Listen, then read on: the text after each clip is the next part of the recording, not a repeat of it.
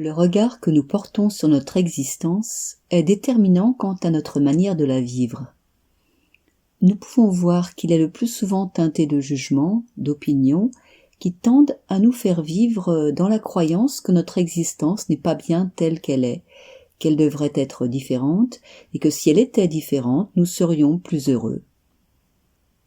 Notre notion du bonheur est ainsi dépendante des circonstances de notre existence. Que ces circonstances viennent à changer, et le bonheur nous quitte aussi.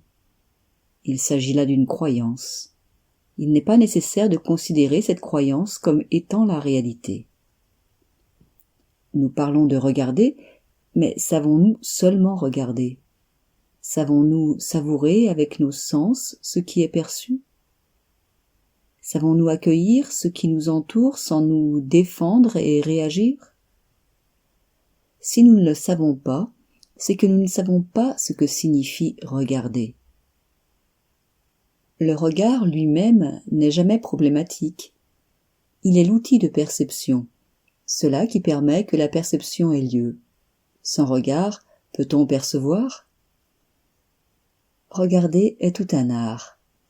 C'est un art de laisser venir en nous les perceptions, sans s'enfermer dans un jugement ou dans une opinion. Lorsque nous nous enfermons dans de telles réactions, nous ne sommes plus alors dans le regard lui-même, mais absorbés dans les processus mentaux. Voir cela, c'est déjà s'en extraire. S'en extraire, c'est habiter une qualité de regard affranchie de l'asservissement à la pensée. Un regard affranchi de l'asservissement à la pensée est la racine de la méditation. Il est méditation.